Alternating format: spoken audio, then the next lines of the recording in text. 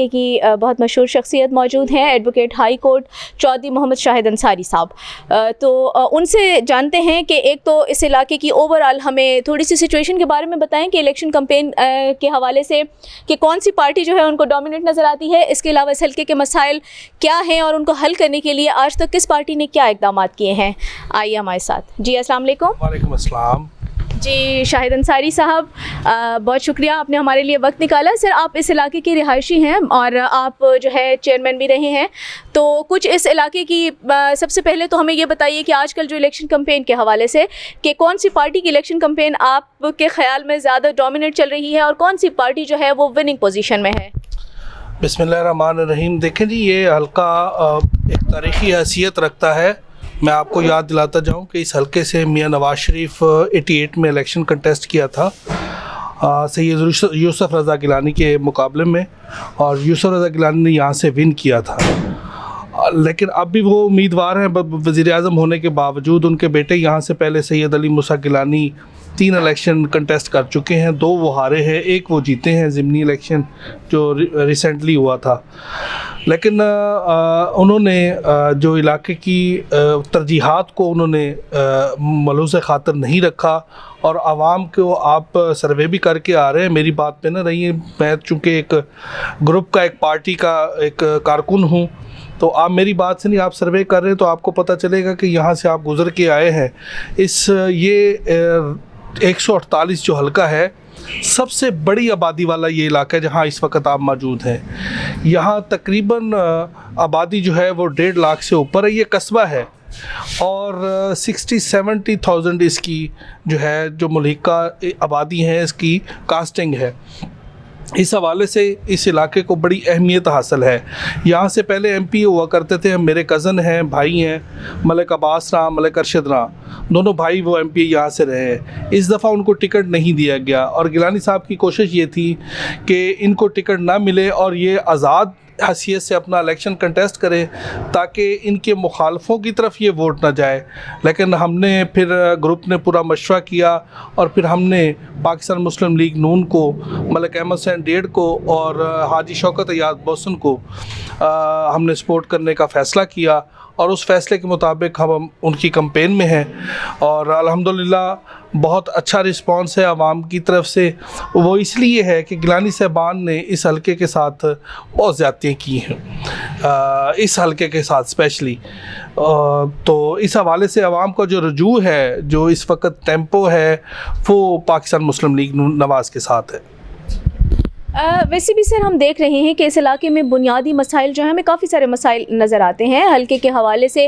Candidates یہاں آتے رہے، ڈیفرنٹ پارٹیز کے الیکشن ون بھی کرتے رہے، ایوان اقتدار تک بھی گئے، تو آپ مطلب یہاں کے لوگوں کے مسائل کے حل کے لیے انہوں نے کیا اقدامات کیے؟ میں جب 2015 میں یہاں سے وائس چیئرمین الیکٹ ہوا تھا، پہلا الیکشن تھا میرا، تو اس وقت یہاں پر جو سب سے جو مین کام جو مجھے نظر آیا بطور چیئرمین، وہ یہ ہے یہاں پہ سیوریج اور صفائی کا انتہائی ناقص انتظام ہے۔ صاف پینے کے پانی کا انتہائی بحران ہے یہاں پر۔ یہ 2-3 بنیادی مسائل ہیں۔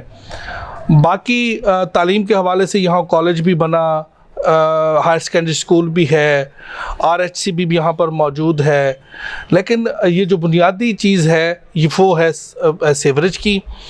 اسی آبادی یہ جو سیوریج نظام ہے یہ 89 میں یہاں پہ نصب ہوا تھا، اور وہ بھی ہمارے ہی گروپ نے، میرے چچا ہیں ملک محمد حسن راں صاحب، انہوں نے یہ یہاں پر بنیاد رکھی تھی۔ اس سے پہلے تو سارا وہ نالی سسٹم اور سولنگ سسٹم ہوا کرتا تھا، تو اس کے بعد آج آبادی 3 گنا ہو گئی ہے، لیکن سیوریج سسٹم وہی چل رہا ہے۔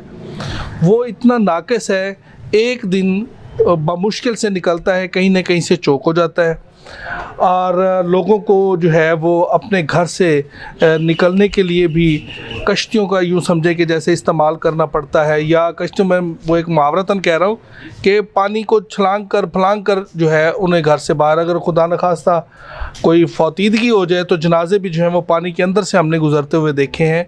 تو یہ بنیادی مسائل ہیں۔ علی موسیٰ گیلانی کے پاس بہت اچھا موقع تھا یہ کہ 2 سال پہلے یا سال پہلے اسمبلی ڈیزالو ہونے کے ان کو موقع موقع ملا تھا, بہت سارا فنڈ بھی PDM کا وہ حصہ تھے, اور 18 ماہ PDM کی حکومت رہی, تو لیکن شاید ان کی ترجیحات میں نہیں تھا. تو یہ المیہ ہے ہمارے اس قادر پرامہ کا. کسی بھی جیتنے والے نے جو ہے اس کو معاملے کو جو ہے وہ نہیں سیریسلی لیا, اور اس وقت اس گنجان آبادی میں آپ بیٹھے ہیں اور یہاں پر حالات یہ ہیں کہ صاف پینے کا پانی, میں اپنی گاڑی میں ملتان سے لے کے آتا ہوں پانی, میں تو افورڈ کرتا ہوں, میری گاڑی روز ملتان جاتی ہے, لیکن جو غریب عوام یہاں افورڈ نہیں کرتے روز ملتان کو, ان کے لیے جو ہے وہ کوئی ایسا ایک فلٹر لگا تھا آج سے 3 سال پہلے, لیکن وہ بھی اب بند ہے. تو ہماری تو جو اس وقت امیدوار ہیں ان سے ہماری یہی ترجیحات ہیں, ہمیں کوئی ایسا نہیں چاہیے. یہاں پر صرف پینے کا پانی صاف, اور یہاں پر سیوریج اور صفائی کا نظام یہ بہتر ہو جائے تو کافی حد تک لوگوں کی جو مشکلات ہیں وہ حل ہو جائیں گی. تو سر آپ کے خیال میں کون سی پارٹی اس وقت وننگ پوزیشن میں ہے؟ دیکھیں جی, یہ پاکستانی عوام کا, آپ بھی سمجھتے ہیں, آپ سروے کرتے رہتے ہیں مختلف حلقوں کے, یہ پاکستانی عوام کا مزاج ہے, ایک ہی مزاج ہے. دوسری 2 چیزیں اس میں کنسیڈر آپ کریں گے. پہلی بات یہ کہ جو پہلے کینڈیڈیٹ جیتا ہوا ہوتا ہے, اس کینڈیڈیٹ کو جب وہ رپیٹ کرتا ہے تو اس کو کمپیریٹیولی دوسرے کینڈیڈیٹ سے کم ووٹ پڑتے ہیں. یہ ایک پاکستانی عوام کا ایک سائیکی سمجھ لیں. دوسری بات وہ یہ ہے کہ پاکستان نون کی حکومت جو ہے وہ بننے جا رہی ہے.